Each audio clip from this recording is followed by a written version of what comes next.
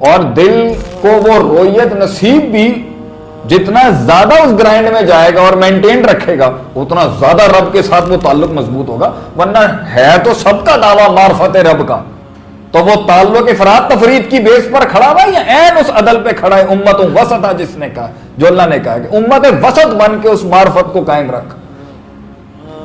افراد تفرید میں بیٹھ کے اپنے آپ کو خوش کر کے کہ جی ہمارے پاس تو کیونکہ حق موجود ہے اور رب کی ہمارے پاس دلیلیں بھی موجود ہیں, اور کیونکہ یہی تو کر رہے ہیں سب,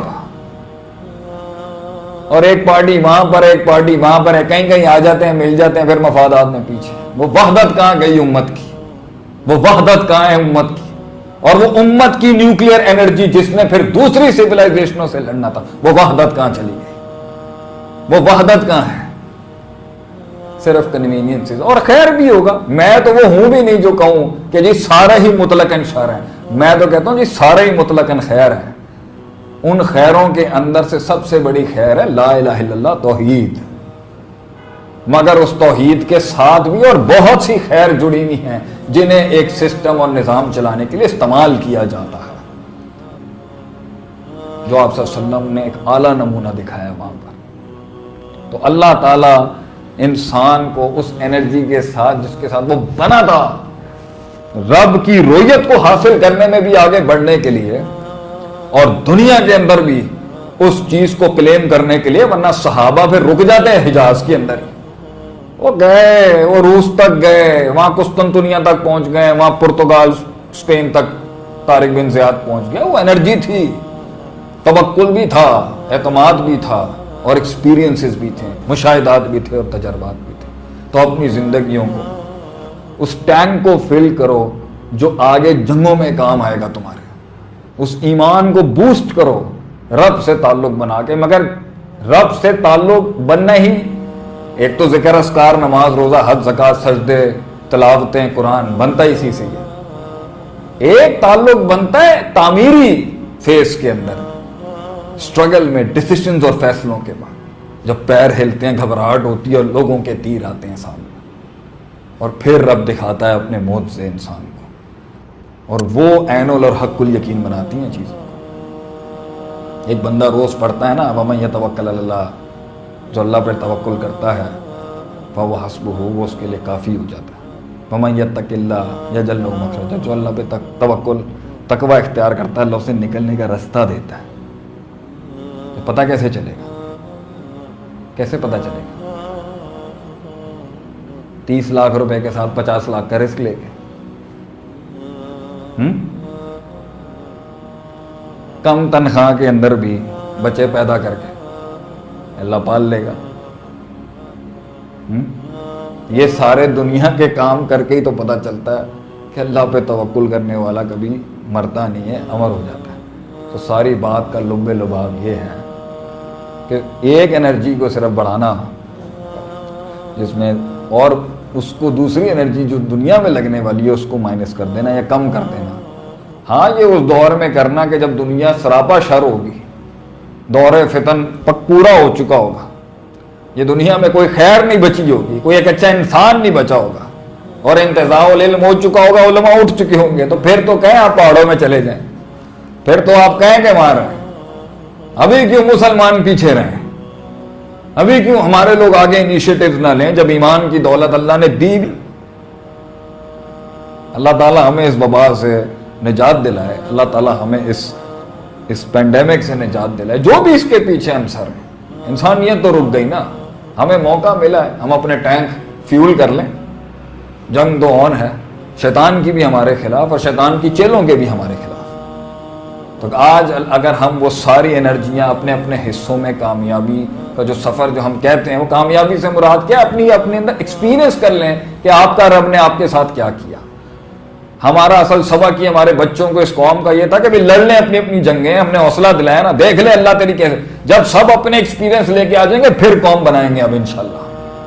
پھر ہم اس کو سبق دیں گے کہ بھائی اللہ نے تیری یہاں مدد کی تھی نا, تیری یہاں کی تھی نا, تجھے یہاں بنا دیا, اب تو اس کو کانسٹیٹیوٹ کر دے ایک بڑے سسٹم کے لیے.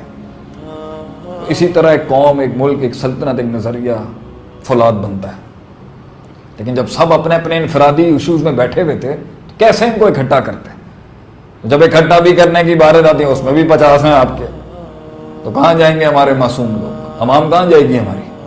اور کچھ آ کے سب کی غلطیاں نکالیں گے مگر حل نہیں دینا، ڈیفائن نہیں کرنا۔ پوائنٹ یہ ہے آپ کا رب آپ کا ہے، اس سے معرفت آپ کی ہے، وہ کسی مسلک فرقے سے ڈیفائن نہیں ہو سکتی۔ رب انڈیویجولی اٹینڈ کرتا ہے ہر آدمی کو، چاہے وہ جدھر کا بھی ہوگا، کافر ہی کیوں نہ ہو۔ لیکن اس کے بعد جو آپ نے عقیدہ اور نظریہ بنا کے وہ توحید اور سنت اور اتباع اور نبی صلی اللہ علیہ وسلم کے اس مقام کو پہچاننے کے بعد اور صحابہ کرام تابعین اور ان کی محنتوں کو سمجھے، کرنا کیا ہم نے؟ اسی کے ساتھ ہی اس معاشرے میں آنا ہے نا، اور اس میں ہم سے بہتر ہی لوگ آئیں گے۔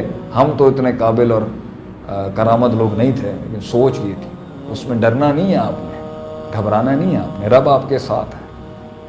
اگر کسی غلط پٹری پہ بھی چلے جائیں گے، میں آپ کو کہتا ہوں اللہ واپس لے آئے گا۔ ڈرنا بھی چاہیے، امید بھی رکھنی چاہیے۔ اگر ایکسپیرینس کرتے ہوئے، ایکسپیریمنٹ کرتے ہوئے بچے قوم کے لوگ اگر ادھر ادھر بھی ہوئے ہیں، اللہ ایک باری میں نہیں اڑا کے پھینکتا۔ اللہ نے تو 99 قتل والے کو نہیں اڑا کے پھینکا۔ ہمیں لگتا ہے کہ اللہ تعالیٰ معاف نہیں کرے گا، واپس نہیں لائے گا۔ ہدایت کے دروازے اللہ ہمیشہ کھولتا ہے۔ ایکسپیریمنٹیشنز کو مت روکا جائے، تجربات کو مت روکا جائے، زندگی کو آگے، مسلمانوں کو آگے ہر فیلڈ میں آگے بڑھنا چاہیے، مگر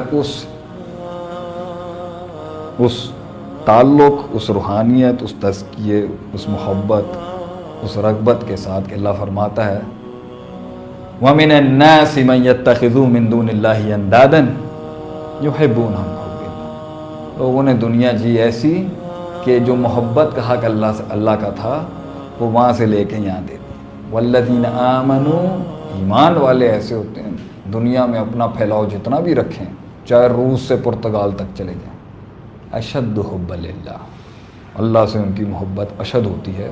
اور کبھی کبھی بہت سے پاپی بھی ہوتے ہیں، ہوتے پاپی ہیں، شرابی بھی ہو سکتے ہیں،